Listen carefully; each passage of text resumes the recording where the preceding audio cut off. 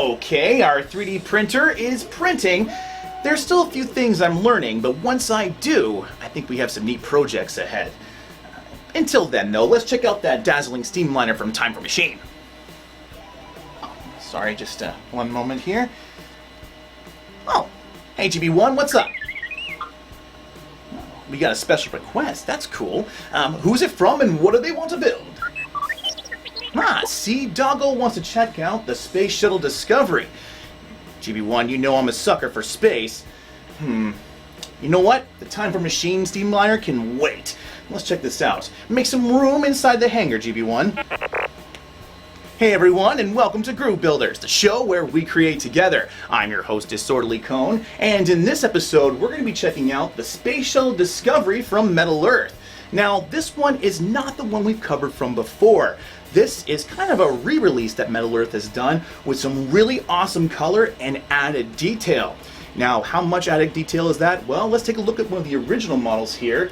This is the Space Shuttle Atlantis. Now, I recognize this is an original model. I mean, just look at the package. This is a very old model. But with Metal Earth recently going through this whole color phase and redesign, they have really stepped up their design. And I'm really happy that they went back and took a look at some of these models because, well, they kind of needed it. But I digress. Let me put this down here and take a look at the back of our Space Shuttle Discovery. On the back, we have some instructions on how to build our model, followed by the history of the Space Shuttle Discovery. Then, on the left-hand side, we get a look at some other models in the series, and on the right here, we have a QR code which we can scan to get a 360 look at our build.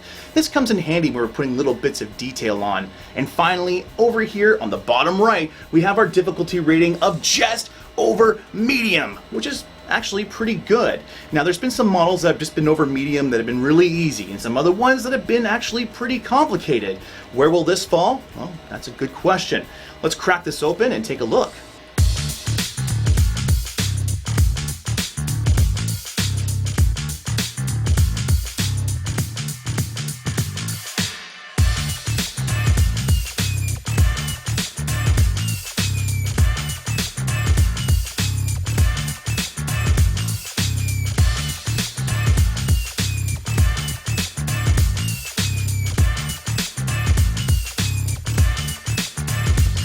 That was kind of a cool opening sequence. Let's take a closer look at our instructions. Okay, we have 3 pages, and overall it doesn't look that bad. The first thing we should take a look at is shaping the back of our spaceship. The second thing will be these boosters right here, and finally we'll talk about the wings and how it all comes together. But before we jump into it, we need to talk about the basics for all those new metal model builders out there. First things first, these metal models require us to cut out our pieces and then shape them using whatever we can. Once we have our parts correctly shaped, we can connect them together by bending and twisting our tabs. The way we bend or twist our tabs is indicated in the instructions by these circles and triangles. Personally, I try to follow the instructions the first time when it comes to bending our tabs if I can. Then, when the build is complete, I'll go over everything again and change anything that might stand out. I like to make my tabs as invisible as possible. With color models, that can be a little tricky, but with a little bit of love, you can get that museum quality you hear so much about. Oh, up next we have our tools. Now, what tools do we need to build a space shuttle? That's a good question. Let's ask our Dalek friend, Timothy. Hello, primitives! To build this meat container spacefaring device, you will need tweezers, nippers, mandrels, coning tools, and dapping punches. Thanks, Timothy. You were really to the point today. You're not still mad about the whole... No! Oh, okay, sorry. Jeez, you mess up a Dalek's laundry once and you better watch your coffee. Now, as always, these are just our recommendations, and you really don't need anything but tweezers and nippers to get the job done. But of course, having the right tools will make everything a lot easier. Alright, we've looked at our instructions and we have all of our tools. There's only one thing left to do. Whoop. Hey everyone, thank you for making it so far into the video. I'm sorry about things not really changing up too much, and of course the delay in my upload schedule. Recently I've had to return to the whole side quests of life, which unfortunately means my uploads are going to be a little bit sporadic. I just don't want you to think I'm not working on something. I absolutely love what I do here, and that's actually why I need your help. You see, I want to know what you want me to feature here on the show. There are tons of models out there, and not just Metal Earth, but also wooden models, and these really cool metal brick stuff, and these resin things, and I got a 3D printer now with all this kind of stuff, and well, I need a little bit of direction to help me figure out what needs to come next. And you guys letting me know in the comments down below is a great way of me knowing. Alright, I think I've taken enough of our time, and I really do look forward to reading these comments. Let's get to the Space Shuttle Discovery. The Metal Earth Space Shuttle Discovery is the metal model that NASA geeks have been waiting for. Luckily, we all have that rocket degree, so shaping the top of the shuttle and of course building the rest of it was no problem at all. Have a good night! Just kidding. Bending the top of the shuttle without any gaps can be a very big challenge. You really need to take your time on part 1 to get it properly formed. My suggestion is to take a good look at part 1 and find the inner edges. Then use a rounded object to start forming the center. Apply some pressure. Don't get too much in there, but just enough so the part begins to move. We're looking for a long, kinda Twinkie shape. After achieving the Twinkie shape, it's time to form the cockpit area. For this area, all we're going to do is just match up the seams here along the sides and then connect the tabs on the left and right. Now we have a decently formed cockpit. The areas where the cockpit meet the back will give you a really good idea about how much forming needs to be done for the roof. After attaching the cockpit to the back, we need to make sure that the edges are a little bit more sharp.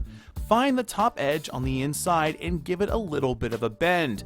We are going to need to make a lot of small corrections to get this seam to go away, so don't be too worried right now if it's a little bit out of place. Be patient, we'll keep correcting it as we go. The second thing we should take a look at is the boosters on the back with parts 5 and 13.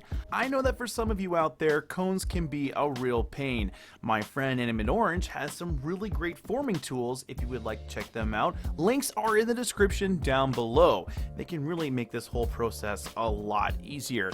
When using these tools, or any other kind of forming tools, it's always a good idea to start big and then work your way down to the correct size to get a really good form.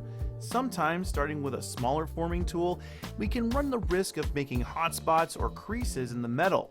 These can be kind of hard to work out, especially on colored models. If we're just using tweezers to form the cones, I recommend going over the piece making several small bends. Slowly increase the amount of bending you're doing with each pass until you get a nice cone shape. You'll need to do this several times in order to be able to get the proper kind of cone.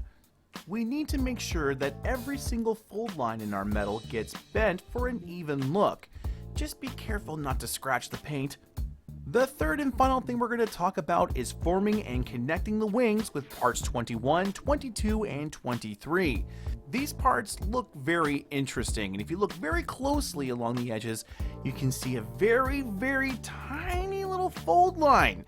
Yep, we're going to be taking that little fold line and making a crease on all of these parts, but we have to be very careful not to scratch the paint as we're doing it. Now, I tried a few different methods, and really the best way I found was the old school way. All we do is take a little bit of metal in our tweezers, bend it up, and then work our way up the piece.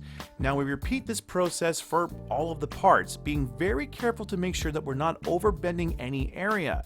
When our wings are nice and smooth, it's time to attach them onto the main body. A quick, simple twist will get this done. And a little bit later on, we need to add the bottom on. Now, this is where things can be a little bit more complicated. You see, we can't really see all the tabs when it comes to putting them into their place. So we have to be a little bit creative. It's a lot easier with this model to work your way from the center out than it is to work from the outside in. Securing the last couple of tabs around the space shuttle can be a little easier said than done, I know, but if you take your time and just really work on each individual tab, you'll have a really awesome Space Shuttle Discovery. And hey look, it only took 3.5 hours. And there we have it, the Metal Earth Space Shuttle Discovery. This build looks fantastic when it's complete, and I'm not just saying that as a space nerd. You know, originally when I was getting into Metal Earth, the first thing I did was look at all of their space models and what they have. I actually still have a couple of ones up there that I bought originally that I haven't built yet. But when I was looking at them, I was a little bit disappointed in the shuttles because they weren't really detailed. To see Metal Earth come up with this is exactly what I wanted when I was originally looking for it. And I gotta say, this is a great model for beginners. Why is that? Well, if you're into these kind of models, if you're into space models, you're gonna take the time to learn how to bend these things and shape the things the way you want. I mean, even with me, I kind of got into Metal Earth with space models, although mine was a Normandy. That's a whole nother story though. We're not gonna get into the origins of Disorderly Cone today.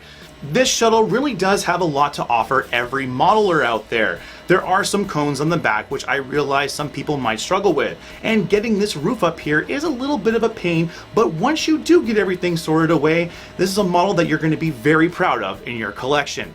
And with that, Groovers, we're at the end of our show. I had a really good time building the Space Shuttle Discovery with you, and if you had a good time, don't forget to press that like button. For more videos like this, hit subscribe as well, as we have all kinds of really awesome content coming out in the future. Want to help the channel grow? Check out groovebuilders.ca. We have all kinds of really cool models on there at great prices with fast shipping, like our Space Shuttle Discovery. Speaking of Discovery, I hope GB1's made enough room in that hangar bay. This one's a lot bigger than its predecessor. Until next time, Groove Builders, keep building. GB1, we have a spaceship to fly.